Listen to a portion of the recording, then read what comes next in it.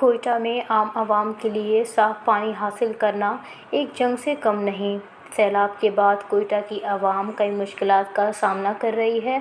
اب اس میں پانی کی قلت اور ٹینکر مافیا بھی شامل ہو گیا ہے۔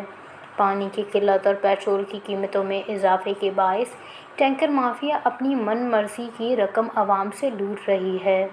پانی نہیں ہے بھائی، پانی کا بہت جنجال ہے ادھر، سمجھ گیا۔ ابھی برسات ہو گیا، جگہ بگہ سارا گر گیا ہے، پانی بانی گھر میں نہیں ہے، بہت جنجال ہے ہمارے پاس بابا۔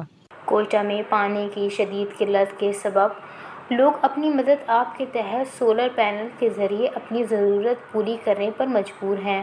پانی جیسی بنیادی سہولت بھی بلوچستان سرکار عوام کو میسر کرنے میں ناکام ہے۔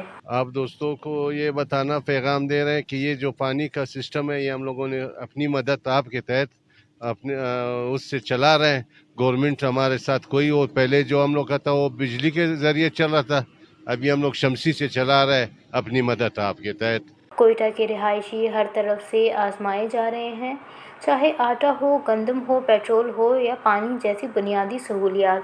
سیلاب جیسے آفت میں بھی عوام اپنی مدد آپ رات سے صاف کرتی نظر آئی۔ لگتا ہے عوام کو اب بلوچستان حکومت سے کچھ خاص امید نہیں رہی، اس لیے وہ خود ہی اپنے مسائل کا حل نکالتے ہوئے دکھائی دیتے ہیں۔ وش نیوز، کوئٹہ۔